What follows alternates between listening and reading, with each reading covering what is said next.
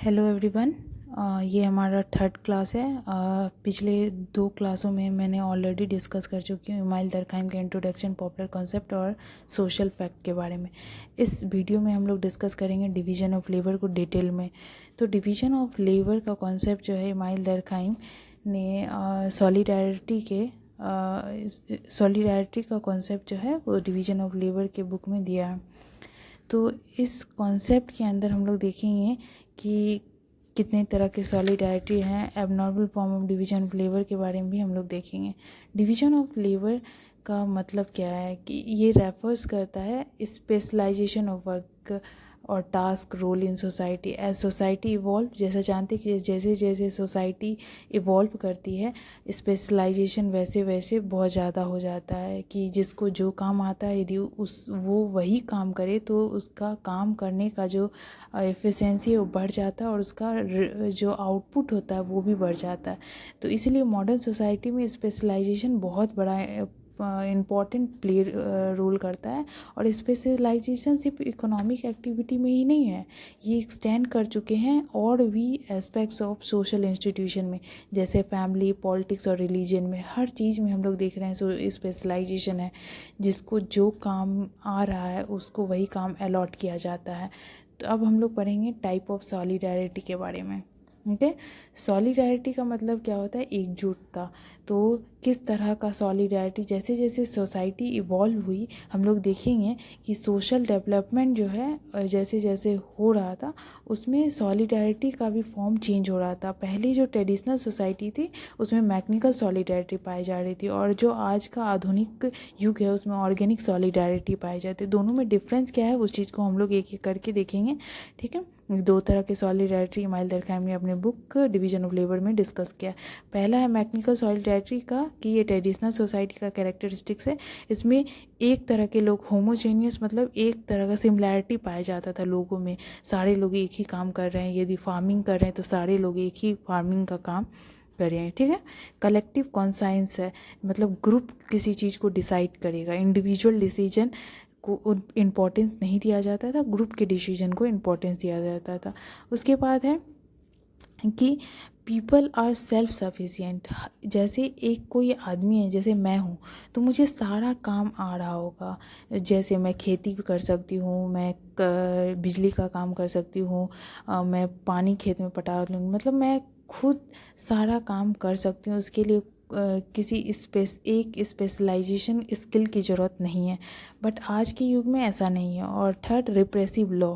यहाँ पे ऐसा है कि यदि आप कुछ चीज़ पनिशमेंट कोई क्राइम किए तो जैसे आँख किसी का आपने फोड़ा तो आपका भी आँख फोड़ा जाएगा, इस तरह का वहाँ पे लॉ था। अब हम लोग ऑर्गेनिक सॉलिडारिटी में आ जाते हैं। यहाँ मॉडर्न सोसाइटी में ये चीज़ पाया जाता है। इसमें हेटेरोजेनियस, सारे लोग अलग अलग तरीके के होते हैं। और यहाँ डिवीज़न ऑफ लेबर पाया जाता है कि जिसको जो काम आ रहा है वो वही काम करेंगे।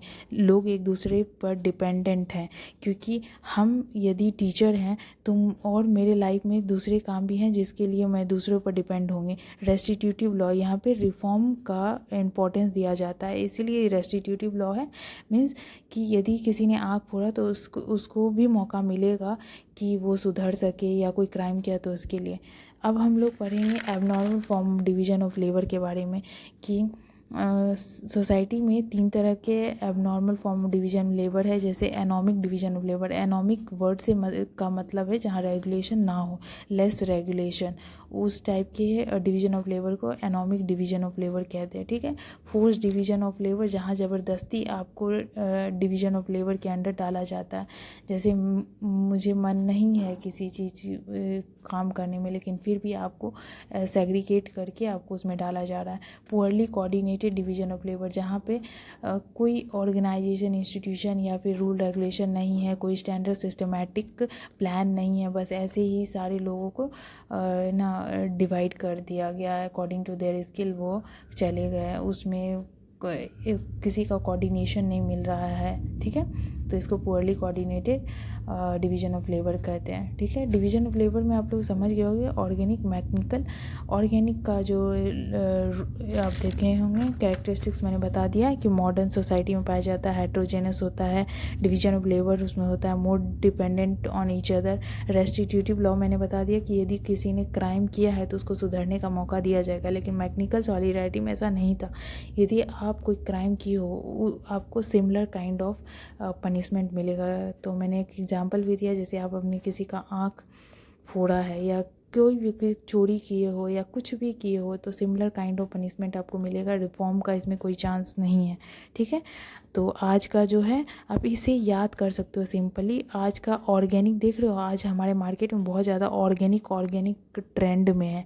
तो ऑर्गेनिक मीन्स आज का मॉडर्न सोसाइटी और मैकेनिकल मतलब पुराना सोसाइटी, ट्रेडिशनल सोसाइटी। ठीक है, हम लोग नेक्स्ट वीडियो में जो है हम लोग डिस्कस करेंगे सुसाइड के बारे में, उसके जितने टाइप्स हैं उसके बारे में।